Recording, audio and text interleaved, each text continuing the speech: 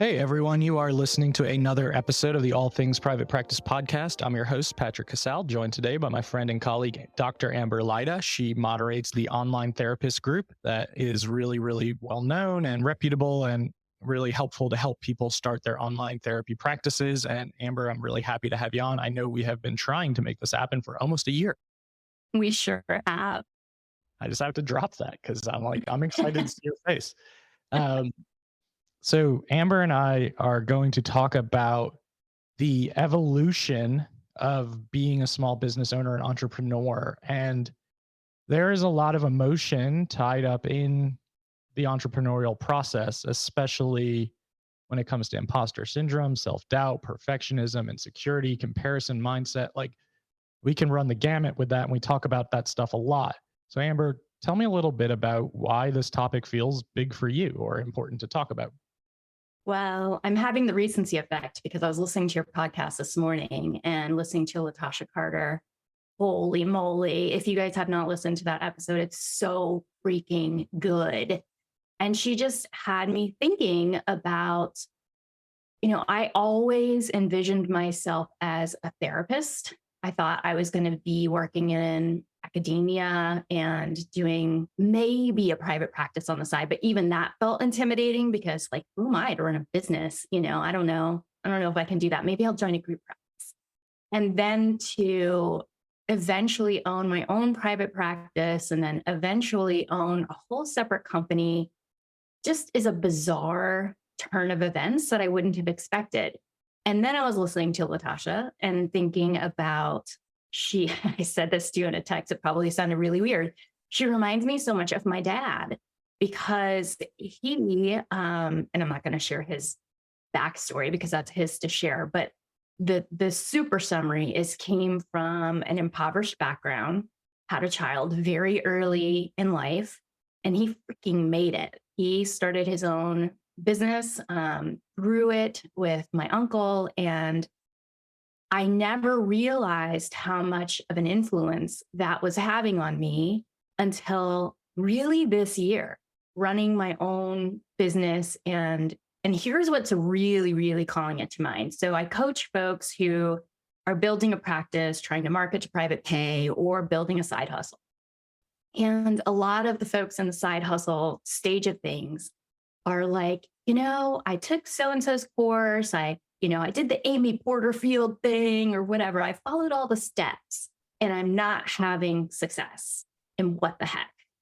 And having watched my dad pivot and adjust, pivot and adjust, pivot and adjust for my entire life, that feels so normal to me. Like, yeah, of course you're not going to have immediate success. 90% plus of businesses fail. Like, that is entrepreneurship. It's different than our normal trajectory of go to undergrad, go to grad school, get a job, all things, just follow the steps and then you're going to have the life. And entrepreneurship is not like that. Yeah, that's well said. And it's nice that it brings up those memories. I did get your message while I was driving to get coffee and I was like, did a double take, like, what did she just say? I must have misread that. But yeah, Latasha's story is a powerful one. And for referencing your dad, I mean, it sounds like that's bringing up some emotion and some feeling around that about the resiliency of being an entrepreneur too. And pivoting and adapting, right? We've talked about this a lot on this podcast, is a part of the journey. Like, you can't open a small business without pivoting, without adapting, without failing even. And, a big goal of this podcast is to normalize fear and failure because we don't always have to look at that with a negative lens.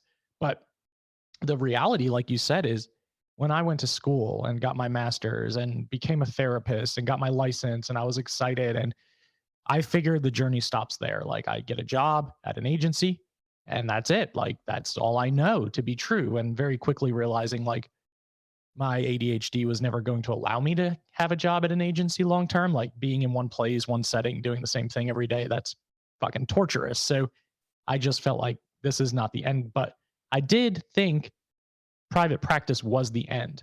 And I definitely felt like it was a very lofty pipe dream of an expectation of, like, who the hell am I to do this? I don't know anything about it. I know nothing about business. Who's going to pay me? All the imposter syndrome stuff. And rightfully so. Um, but then you get into that and you start realizing, like, for a lot of people, private practice is the final destination. And that is absolutely okay. And then for a lot of people, it is not. And I think that can bring up shame and some inner turmoil when you think, I've created this business, but now I'm not really satisfied with it anymore. Or it doesn't spark me anymore, or it's not bringing me the joy that it did in the beginning. And then you have to pivot and adapt, because you cannot go through this career trajectory and path burnt out, looking at your schedule, not wanting to go to work, not wanting to see your clients, just not wanting to go through the monotony of doing the same thing over and over again. That doesn't last either. And that pivoting and adapting is such a crucial, I almost said pivotal, crucial part of being an entrepreneur, because these things change and shift and evolve and edit and revise. And there's so much learning that happens on a day to day basis.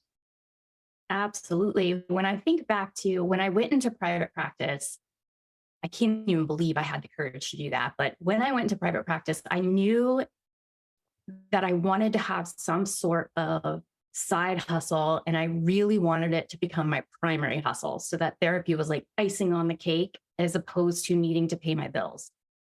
And I hired a coach, somebody outside of our field, and we're working together. And I'm like, yeah, yeah, yeah. So my side hustle is going to be, I'm going to build courses for trauma so that people can buy courses for trauma. She's like, that's great. That's great. Meanwhile, I have the online therapist group that I built just for fun. I was like, oh, cool. This will be a place for the resources to live, blah, blah, blah. And one day she's like, Amber, you have a lot of people in that group. That could probably be your side hustle. I said no for probably 6 months. I was like, no, that's not my plan. That's not what I want to do. I don't want to teach people how to have an online therapy practice. Like, it's easy. All the resources are already there. What's the deal? And then eventually she convinced me to try it out. Not at all the direction that I thought I was going to go. Pivoted, adjusted, and then, everything has unfolded since then.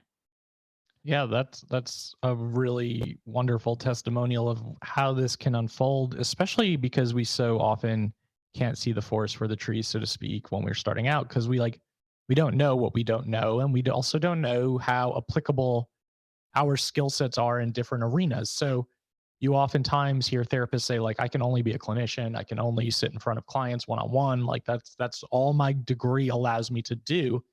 But in reality, there are so many skills and attributes and characteristics that come with the personality types that we have, how we attend to people, how we attune to people, how we can support people through their journeys. So there's lots of ways to apply those in different areas. But it's interesting when you start something out and it feels like a side hustle, and then it becomes your main source of income. And it's like, looking back, did you ever see this happening? Did you ever see this unfolding for you, in terms of like Amber going to get her doctorate to now running a very, very successful coaching business, helping people all over the world? Yeah, no. Yeah, no. Short answer, no. Absolutely not. No. I always have had lofty goals and vision for myself, but it was never around like, this is the sort of business I want to run, or that I even want to run a business. It was always about lifestyle. I want to be able to travel. I want to have more freedom. I want to have more control over my time. I want to have more autonomy. So I was making, small micro decisions after micro decision that were moving me in that general direction. And even still to this day, it is what helps me to make decisions about my business now. Like, there was a period of time when I was getting invited to do lots of things. I don't get invited anymore because I said no too many times. I was getting invited to do these things, and I was like, oh, that's cool. I could say yes to that. I could say yes to that. And then I thought, that's really not in line with the lifestyle I'm trying to create. That's going to cost me more time or more energy or whatever it happened to be. And so I think, your listeners are thinking about how they are going to kind of evolve in their own business, if they can be guided more by a vision of what they want for their lives than attainment, like there was a point, here's a good example. There was a point in my business where I was like, okay, we've reached the point where it's time to scale. If you're in entrepreneurial world, you will hear that term of like, okay, we've done one-to-one services. There's a ceiling on what you can make. You have to do one to many and then one to many more, et cetera, et cetera. And then at some point, you're just trying to help as many people as possible, probably in a little bit more shallow, less high touch kind of way to make as much money as possible. So I was like, okay, so that's the next step. And I spent time trying to scale my company, probably a year, trying to be like, by the way, it takes way more than a year, but I thought that was a lot of time. And I spent time trying to scale. And then I realized like this at all. This doesn't fire me up. Sure, it gives me more time. It gives me more freedom. So it's in line with that. But where I get inspiration is working with people. It's not putting a course up and then hoping that it sells to 10 million people or something like that. Like that doesn't get me lit up. I don't get to see the results. So I learned, like, okay, so an essential part of my business is that I have to stay inspired. The way I stay inspired is staying connected to the people. I don't know, just there are so many places where you have to check in about your own values and like what lights you up, and then pivot and adjust to make sure that you're staying in line with those things. Yeah, well said. Absolutely. And I think going back to your why, I think that's always important in small business ownership is to go back to your values, go back to why you started this in the first place. Like, what was the driving force? What did you want more of? What did you want less of? How do you continue to ensure that you're in alignment and moving towards obtaining more of what you're looking for? And for me, I know I'm similar in that nature where my VA has been telling me for years, your audience is growing, your coaching programs sell all the time, people get a lot of value. You need to start creating some like passive revenue. And probably I do, but I prefer to be in the room with the people I'm helping. So it's really hard for me to do like the passive evergreen stuff where I'm not involved step by step in terms of like live coaching the entire time. And that takes a lot of energy. And post throat surgery a couple of months ago, going from like doing a lot of one-on-one coaching and a 4-month coaching program and all this other stuff, I'm like, I don't have the capacity right now. So now what comes next is the pivot and adapt moment for me. And that's scary because you can tell yourself, like, I've worked so hard to create this following and this reputation and that know, like, and trust factor. Are you throwing it all away by saying, I'm no longer going to offer these things that bring in X amount of money and continue to generate an audience?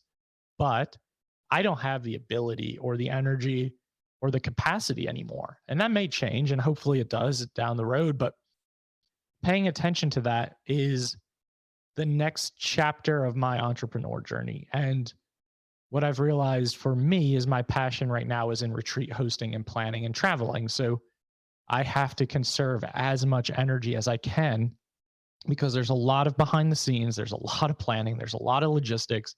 And then when you're there, you're on the entire time. And as an introvert, I crash so fucking hard after that for weeks to months at a time. And there's no way I could ever show up for my coaching clients if I am depleted and running on empty 24/7. So I'm curious if you don't mind going there. When you think about that pivot, what does that look like in terms of how frequently, in your ideal world, how frequently you would be attending the retreats and what, if any, passive kind of revenue you'd want to generate?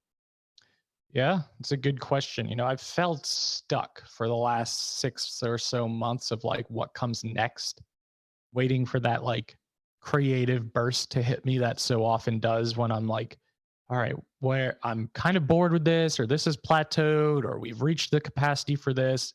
Now what? And I love that about myself. But I think because of surgery and energy and recovery, I haven't had that spark. And I've been trying to like force it, which is just not how that works. So instead, I've just said to myself, this year, is going to be all about the retreat process. I have 5 planned. One's already complete, the New Orleans one that I did the first week of January. And I have Ireland, Spain, Asheville, and Portugal coming up in 2023. I don't know if I can do anything else. Like, I've had some coaches reach out to me because I want to get back into having a coach again, and having some accountability and figuring out that piece. But they're like, well, we're going to create this platform. We're going to create this membership. We're going to do this thing. And I'm like, I don't want to. Like, I don't think I have the ability to, because the other side of my business is that I own a group practice that has 15 clinicians and 2 psychiatric providers. So like, there's a lot, and I don't like not being able to invest 100% of myself into the things that I do. So I'm noticing that this new chapter or season of life for me is about being okay with doing less. And Mhm. that is so counterintuitive to who I am as a human being, but I am just trying really hard to accept that this is my new normal in terms of my ability to have energy and be present and actually show up the way that I want to show up. So right now, the goal is podcast, because we do have an annual podcast sponsor, the receptionist.com, wonderful company. We have the group practice and then the retreats, and I've completely scrapped coaching altogether. That doesn't mean I won't shift that in the future, but I think right now, if I had to add anything else into my life, my life would just unravel and I would crawl into a black hole and never be seen again. We don't want that. There was a period of time I took a year solid of working less than I had ever worked in my life and paying my team more than, is typical that you would pay your team, because I just needed to freaking recharge. It had just been a lot. And so I outsourced as much as I could. I coasted for at least a year.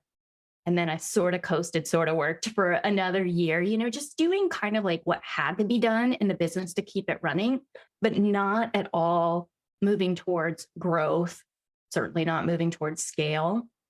And now at the end of those 2 years, I feel so motivated and like excited to get back deep into my business and, understand stuff that's happening in there that I don't even know how to work. Like, I don't know how to do anything in Kartra, and my whole business isn't Kartra.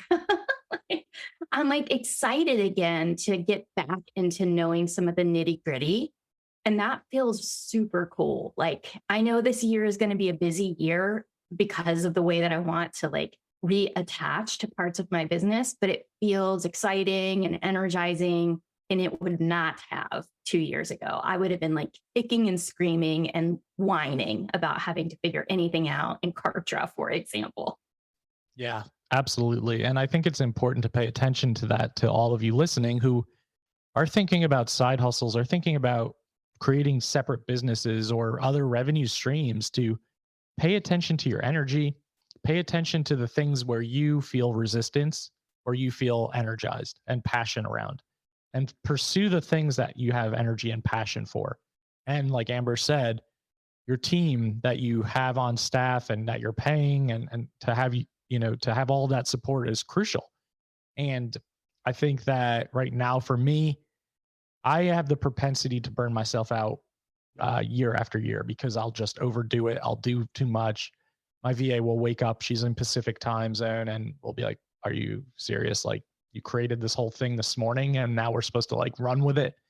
So I think that this is the best thing that could have happened to me in terms of like just having to figure myself out again in a lot of ways, and just having to shift how I again pivot and adapt in terms of what comes next. And sometimes I think about like, maybe this is the time to write the book that I've been putting off for a very long time, and some other things that don't take as much energy, where it's face to face contact or it's one on one or group contact in general. I think trying to figure out some things behind the scenes is going to be more important right now.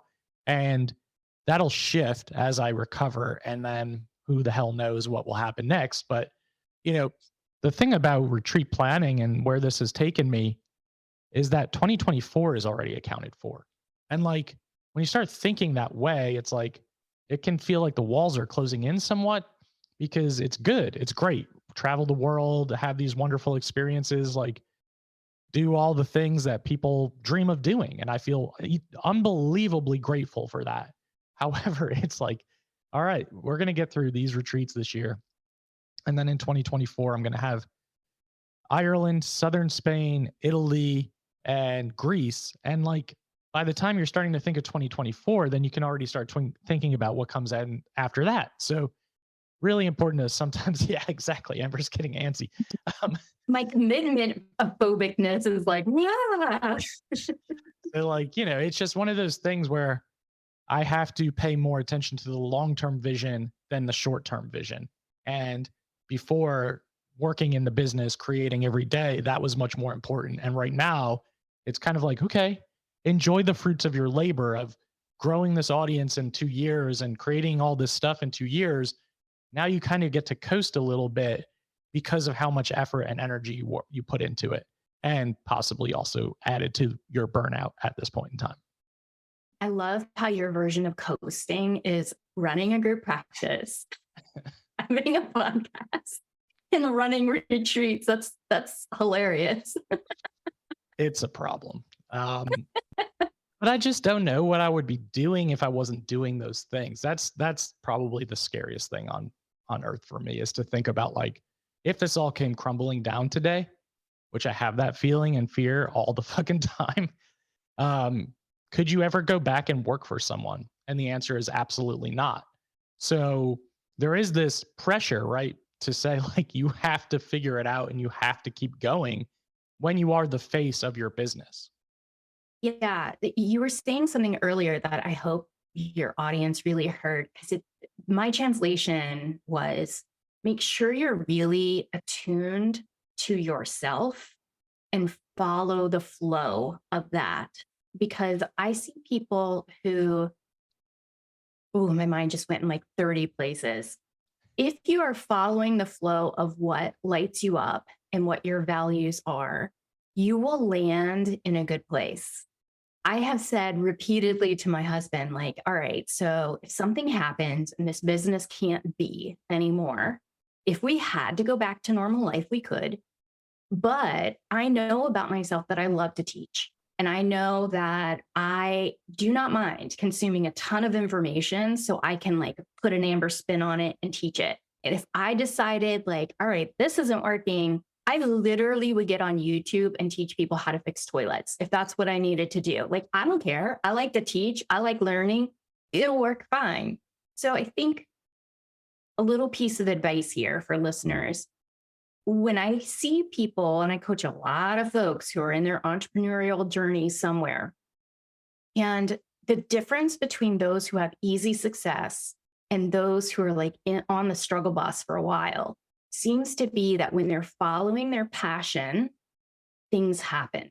And when they're pushing, because this is the way you're supposed to do it, or I want to make $200,000, or some arbitrary something or other, it does not come easily, and it feels like much more of a struggle. That's wonderful advice. I hope everyone can take that in, and that's so true, because that's how often and easy we get into this comparison mindset too. You see all these posts of, my goal for the year is to make $432,000 and work 6 hours a week. And it's like, okay, cool. That's awesome. Like, more power to you. And also, like, are you doing the things that light you up? Because if you're not, Exactly. it's going to take so much more energy. It's going to take energy either way. But if you're doing the things that are really, really exciting to you and bring you joy and passion, it doesn't really always feel like work then. And things will come more naturally. It'll show up in your marketing. It'll show up in how you create your social media content. It'll show up in how you connect with other people. It will feel more authentic. It'll feel more in alignment. And if you're not, and you're just chasing the money or kind of falling into hustle culture in the capitalist society that we live in, it's going to feel like a fucking grind. And then that is when it is one thing after the next and after the next and after the next. And for me, I've started to realize, like, last year, by far the most money I've ever made in my life. thankfully have a wonderful team for my group practice and my coaching business, and I pay them exceptionally well. And money is not the currency for me that I value. It's time and energy. And those are the things that we can't get back. There's an energy to money. It comes and goes. It flows in, it flows out. We spend it, we make it. But the energy and the time is what you can't get back. And that is why I started my business, is because of the fact that I can't work a traditional 9 to 5 being an autistic ADHD human being. I just cannot do that neurotypical grind because it doesn't work with my system. So I have to figure out ways to ensure that my energy and my time are being resourced and banked and not depleted all of the time, because otherwise all of this is for nothing. Exactly right. I totally agree. I totally agree. And I think part of the evolution when you're building a business, you're doing, entrepreneurial stuff is figuring out, how much money is enough? Because we kind of get into our minds like we need more and more and more. And what I have learned for me is that money is about safety. It's about feeling safe. And if I am making enough money that I am safe, I don't really need any more than that. So I have definitely made decisions in my business where I have given up a lot of cash because I want the time. I want the freedom. I don't want to work 40, 45 hours a week. No thanks. Sure. Could I make a lot more money? What am I going to do with it? I don't want a huge house. We are in a place that we are comfortable and I feel safe and I'm funding my retirement and all that kind of stuff. I don't need to be making $1 million. Somebody wants to give it to me, I will take it. But I don't need to make that kind of cash. And I would much rather have a business that is really fulfilling and is fun and that I enjoy and that people are helped by than to, scale and never see the effects of the work other than cash. Yeah, I mean, if you're just working yourself to death to chase the money, you're never going to get to enjoy the fruits of your labor. And I just want to, endorse what Amber's saying and co-sign it, because I can tell you all that I reached out to Amber last February when I was in Florida, at my dad's house in St. Pete, and I said to her on Voxer, "What are your thoughts on co-hosting retreats together?" Like, I had this idea. I hadn't hosted my first one yet. Ireland was about to happen the following month, and then I inevitably ended up hosting Asheville in June.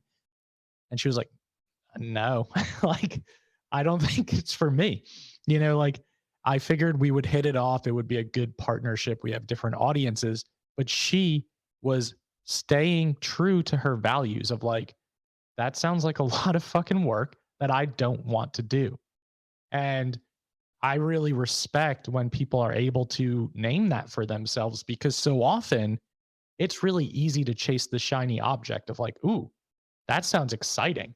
Like, ooh, you have an audience that I could also, start to capture and to gain and to, get in front of. Oh, there's more money to be made. So it's very easy in the entrepreneurial journey to chase that shiny object. And that is not the fulfilling component of small business ownership. That decision for Amber was inevitably probably a very good one for your energy, for your time, for your values. So really having to make difficult choices as you develop reputation, as you develop following, as you develop, Amber's going to cringe at this term, influencer status, because you are influencing people based on how you show up and what you put out to the world. Having to really be true to what makes sense for you, the partnerships that you join, the speaking engagements you commit to, the things that you want to pursue, because there is only so much time in the day and in the week and in the month. And before we got on this recording, I told Amber about the next 2 months of my life, and it's chaos, self-inflicted. But to be able to say, like, from graduate school to hosting international entrepreneurial retreats around the world in places I want to travel to, and just being able to help these entrepreneurs and therapists really work through their self-doubt and their perfectionism and their imposter syndrome and experience life and culture and new places and new surroundings is like, that's the chef's kiss for me, because I never envisioned that. And that was like dream job number one. And I think that is because I followed my passion in addition to what I'm good at: hosting, planning, Mhm, and connecting people. And mhm. we can be good at things, and that does not mean that you should pursue them either. Totally agree. And, you know, you're making me sound like I really know what I'm doing. So I just want to put a little caveat in there. After I said no, I have thought so many times, have I made a mistake? Because, and y'all listen to this, you chase shiny objects and then you also chase like your inner child shit. And my inner child shit was like, oh no, everybody's doing retreats. I'm getting left behind. I'm not going to be, like this is going to be the end of my business because I've said no to this. And this is like the thing that everybody's doing. And I even felt that at Ernesto's Not Your Typical Psychotherapist conference, because I'm looking around and everybody's younger than me. Everybody is like doing this cool stuff. And I'm thinking like, oh man, am I getting left behind? I don't know. I don't know where that is coming from, but it's such a familiar kind of feeling. And I think especially like maybe you can relate to it in this way. As an introvert, you often say no to social things because you're introverted and it's like totally overwhelming. And then you sit at home wondering like what connections am I missing? Like what memories are they creating together that I won't have, and blah blah blah blah blah. And so, yeah, saying no to things is important, and knowing, that whether or not they're aligned with your values and your vision and your energy. But it's also freaking scary. And you don't know when you're making the right or wrong decision, and it's going to pull up your shit. That's really true, and I appreciate your vulnerability in that. I mean, I think that's a real experience for people, is that FOMO is real, right? And like feeling like, oh my god, because I said no to something and set boundaries, or made the decision that was best for me, am I going to be forgotten about or left behind or not considered for another opportunity? And maybe in some instances, right? But that's why I think like developing real authentic relationships with people in our field is really important, because then those relationships are more dependent on the actual authenticity of the connection and relationship, Mhm. opposed to what can I get out of this relationship. And that's why I've been asking you to come on here for a year, because I just wanted to have this conversation. Yeah. And I think it's important to just pay attention to that for those of you listening, because you can certainly leverage relationships. You can certainly leverage other people's audiences and followings. And that is a normal practice. But if you go into that truly just wanting to build and establish authentic, reciprocal relationship and connection, it'll serve you a lot better in the long run. And that may mean saying no to things that you don't want to do in the short term. And I think saying no is hard for people. We have a lot of episodes on boundary setting from a lot of different boundary setting experts in the field on this podcast. And it's a struggle for people to say no. It's a struggle for people to really set those boundaries and just really adhere to them, because so much inner child wounding and attachment trauma stuff comes up of being excluded or being different or being forgotten about or not seen. And whatever it brings up for you, just really trying to do your own work and recognize when it comes up, like not to make that impulsive decision too, and to really just give it some consideration one way or another. And I think that I often have that feeling of like, I'm going to get left behind. My throat surgery, my voice, like my Mhm. energy, I can't do all the things that I was doing prior to this. Like, is my audience just going to, am I going to no longer have an audience? Is every single group practice clinician going to quit on the same day? And the reality is like, no, you're just going to show up differently based on your current situation. And that's what I can do. And aspire to do is to show up and just name the struggle and hope that it helps the audience that can relate. And I think that although our careers and our trajectories evolve, our audiences evolve too. And Mhm. based on how we're showing up and how we are being authentic to who we are and what we're experiencing. And you just made me think about, it's so funny how our fears they just love to show up. And you just made me think about how this time when I launched my course, my marketing course, I had so many people who joined and said things like, I've been following you for years. I've been following you for years. And it was so, I, what's the word? Just like grounding, like, all right, so I'm not doing like the coolest stuff. I'm not showing up in the cool places right now, but I've been consistent and I've shown up for my people. And, like that is getting rewarded. And I guess if I'm kind of going to treat my own anxiety here for a second.